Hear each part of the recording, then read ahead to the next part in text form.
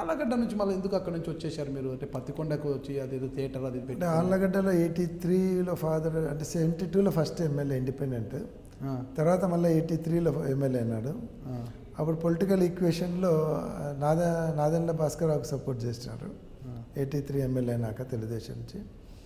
అప్పుడు మళ్ళీ 84 ఎలక్షన్ వచ్చినప్పుడు ఫాదరు అంటే తెలుగుదేశం పార్టీలోకి మళ్ళీ వేరే వాళ్ళకి టికెట్ రాకుండా ఉండాలని అప్పుడు ఫాదర్ ప్లాన్ చేసి భూమా నాగిరెడ్డి బ్రదర్ వీరశేఖర్ రెడ్డి ఉన్నాడు, ఆయనను తెలుగుదేశంలో చేర్పించి అప్పుడు ఆయనకు టికెట్ ఇచ్చేలాగా చేసి ఆయన కంటెస్ట్ చేసి ఫాదర్ కొన్ని రోజులు ఊరుకొన్నాడు. తర్వాత 84లో శేఖర్ రెడ్డి గారు ఓడిపోవడం జరిగింది. 89 ఎలక్షన్లలో మళ్ళీ గెలిచినాడు శేఖర్ రెడ్డి గారు ఆళ్ళగడ్డ ఎమ్మెల్యే. తర్వాత 91లో పార్లమెంట్ ఎలక్షన్లు వచ్చినాయి కర్నూలు. అప్పుడు విజయభాస్కర్ రెడ్డి గారి మీద పోటీ చేయడానికి ఎవరు ఇక్కడ ధైర్యం చేసి ముందరికి రాలేదు కర్నూలు పార్లమెంట్లో.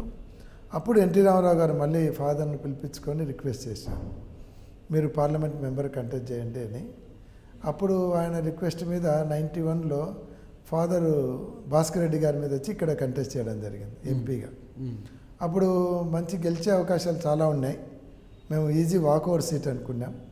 కానీ అన్ఎక్స్పెక్టెడ్గా రాజీవ్ గాంధీ గారు చనిపోవడంతో మా ఇది ప్రాబ్లం వచ్చింది. అదే టైంలోనే భూమా వీరశేఖర్ రెడ్డి గారు కూడా ఆళ్ళగడ్డ ఎమ్మెల్యే కానీ ఆయన చనిపోయినాడు, హార్ట్ అటాక్ వచ్చి ఎలక్షన్ టైంలోనే. మేము ఎలక్షన్ క్యాన్వాస్లో ఉండగానే మా గ్రాండ్ మదర్ చనిపోయింది, భూమా వీరశేఖర్ రెడ్డి గారు చనిపోయినారు, రాజీవ్ గాంధీ. ఇవన్నీ మాకు బాగా సెట్ బ్యాక్ అయినాయి. అప్పుడు రాజీవ్ గాంధీ చనిపోయాక ముందు ఎలక్షన్ జరిగిన వాళ్ళు తెలుగుదేశం సీట్లు కొన్ని వచ్చినాయి. రాజీవ్ గాంధీ చనిపోయిన తర్వాత జరిగిన 21 పార్లమెంట్లలో అన్నీ కూడా 2-3 లక్షలతో ఓడిపోయినారు. అప్పుడు మేమొక్కడమే 40,000 తేడాతోనే ఓడిపోయింది భాస్కర్ రెడ్డి గారి మీద. ఇంకా తర్వాత మళ్ళీ భాస్కర్ రెడ్డి గారు ముఖ్యమంత్రి అయిన తర్వాత భాస్కర్ రెడ్డి కొడుకు సూర్యప్రకాష్ రెడ్డి గారి మీద కూడా మళ్ళీ పోటీ చేయడం జరిగింది. ఆయన ముఖ్యమంత్రి కండి కొడుకు మీద మేము పోటీ చేసాం. అప్పుడు ఇంకా ముఖ్యమంత్రి స్థాయిలో అన్ని రకాలుగా రిగ్గింగులు కిడ్నాప్లు అన్నీ చేసి ఆ ఎలక్షన్లలో కూడా వాళ్ళు 13,000తో గెలిచినారు.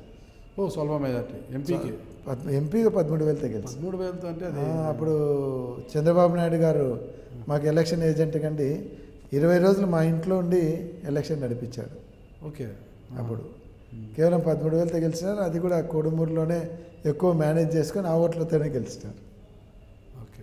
తర్వాత అసెంబ్లీ ఎలక్షన్లు వస్తే మళ్ళీ ఒకసారి భూమా నాగిరెడ్డి వాళ్ళ కుటుంబానికి ఇచ్చిన సీటు మళ్ళీ వాపస్ తీసుకోవడం ఇష్టం లేక అప్పుడు పత్తికొండ నుంచి కంటెస్ట్ చేయాలని పత్తికొండకి వెళ్ళి అక్కడ కంటెస్ట్ చేయడం జరిగింది.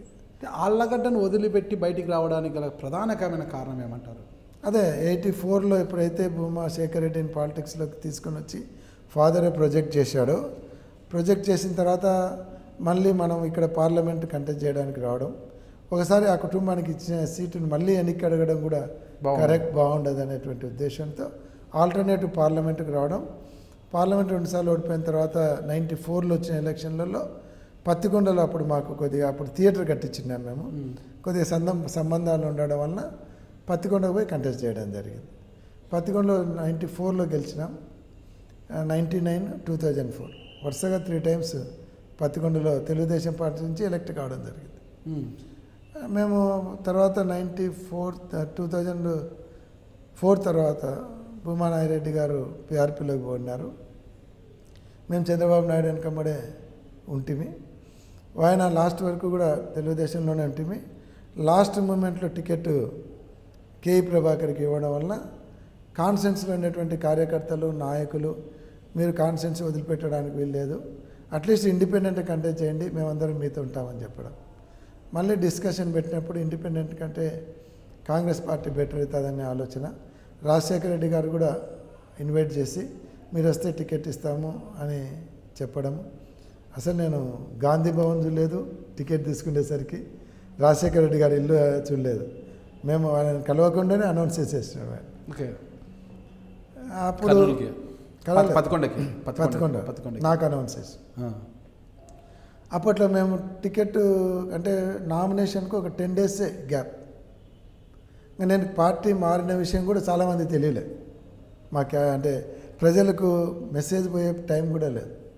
నేను క్యాన్వాస్ పోయినప్పుడు కూడా చాలామంది కాంగ్రెస్ అభ్యర్థిగా క్యాన్వాస్ పోతే గ్రామాలలో 20 సంవత్సరాల నుంచి తెలుగుదేశం కుటుంబంగా ఒక పరిచయం ఏర్పడింది. చాలామంది నీకే ఇస్తామన్నట్టు ఓటు సైకిల్కి అనేవారు.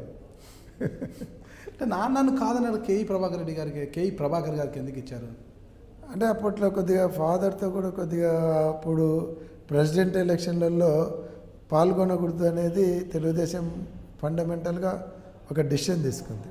అంటే విప్పు జారీ చేయలేదు కానీ ఇంటర్నల్ డిసిషన్ తీసుకుంది.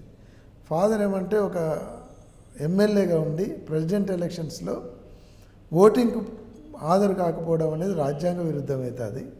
ఒక ఓటర్ వచ్చి ఓటింగ్కు పాల్గొనకుంటేనే మనం తప్పు పడుతున్నాము ఎమ్మెల్యే ఎలక్షన్లలో. ఒక శాసనసభ్యునిగా ఉండి ప్రెసిడెంట్ ఆఫ్ ఇండియా ఎలక్షన్ జరిగేటప్పుడు రాష్ట్రపతి ఎలక్షన్లలో పాల్గొనకపోవడం అనేది ఫండమెంటల్గా రాంగ్ అవుతుంది. అట్లా కాకుండా మీరు ఎవరికన్నా ఓటేయమనండి, అగెనిస్ట్గా ఓటేద్దాం, కానీ ఓటింగ్లో పాల్గొందాం, అది రాజ్యాంగబద్ధంగా విరుద్ధమవుతుందని చెప్పడం, అక్కడ కొద్దిగా డిఫరెన్సెస్ రావడం. అయినా నన్నైతే నీకు టికెట్ ఇస్తాను నువ్వు అంటే నేను చాలా ఎలక్షన్ల ఒక నెల ముందు వరకు కూడా బాగా యాక్టివ్గా పనిచేసాం. మీకోస యాత్ర బ్రహ్మాండంగా సక్సెస్ చేసాం.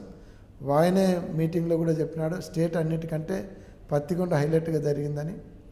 తర్వాత పొలిటికల్ ఈక్వేషన్స్ అప్పుడు కేవల ప్రెజరు ఇవన్నీ పెట్టుకొని ఏదో కొద్దిగా టికెట్ మిస్ కావడం, కాంగ్రెస్ నుంచి కంటెస్ట్ చేయడం అట్లా జరిగిపోయింది. అది మళ్ళీ కాంగ్రెస్ నుంచి ఎమ్మెల్సీగా కంటెస్ట్ చేయాల్సిన పరిస్థితి. లోకల్ బాడీస్ కిరణ్ కుమార్ రెడ్డి గారు బాగా ప్రెజర్ పెట్టారు నాకు ఆ రోజు ఎమ్మెల్సీ కంటెస్ట్ చేయడం కూడా ఇంట్రెస్ట్ లేకుండా ఉండేది. కానీ అప్పట్లో నేను కంటెస్ట్ చేస్తేనే గెలిచేటువంటి పరిస్థితి. ఎందుకంటే వైసీపీలో అప్పుడు భూమా కుటుంబం ఉంది, నేను కంటెస్ట్ చేస్తే వాళ్ళు కోఆపరేట్ చేస్తారు అనేటువంటి ఉద్దేశంతో నన్ను క్యాండిడేట్గా చేసినాను. నేను సీఎం గారికి చెప్పి వచ్చినాను, నాకు ఇంట్రెస్ట్ లేదు, నన్ను సెలెక్ట్ చేయొద్దు క్యాండిడేట్గా అని చెప్పి వచ్చేసినాను. వచ్చిన తర్వాత కూడా మళ్ళీ పిలిపించుకొని, లేదు ఆ సీటు నువ్వైతేనే గెలుస్తావు, వేరే వాళ్ళు అయితే ఓడిపోయే ప్రమాదం ఉంది, కాబట్టి నువ్వు కంటెస్ట్ చేయి అది అని చెప్పడం. అప్పట్లోనే నేను మంత్రులకు కూడా చెప్పాను, అప్పుడు టీజీ వెంకటేశ్వర్లకు, నేను వైసీపీకి పోయే ఆలోచనలో ఉంది, మీరు మళ్ళీ నన్ను ఎందుకు పెడతారని. లేదు నువ్వు చేస్తేనే మేము గెలుస్తాము, లేకుంటే మర్యాద పోతుంది. సరే అని కంటెస్ట్ చేయడం జరిగింది. మళ్ళీ పార్టీలోకి పోయిన తర్వాత రిజైన్ చేసిపోయాను నేను. ఓకే, ఎమ్మెల్సీ పదవికి రిజైన్ చేసిపోయాను. ఎందుకంటే కాంగ్రెస్ నుంచి గెలిచి వైసీపీలో పోయినప్పుడు మళ్ళీ ఎవరు కామెంట్ చేయకూడదని పోయాను. నేను మొన్న తెలుగుదేశం పార్టీలో చేరేటప్పుడు కూడా సీఎం గారికి చెప్పాను రిజైన్ చేసేస్తామని. అవసరం లేదు, అవసరం వచ్చినప్పుడు చెప్తాంలే, అప్పుడు రాజీనామా చేద్దురులేండి. మీ ద్వారా కూడా మేము ప్రజలకు మా విషయాలన్నీ చెప్పుకునే అవకాశం కల్పించినందుకు మీకు కూడా ధన్యవాదాలు.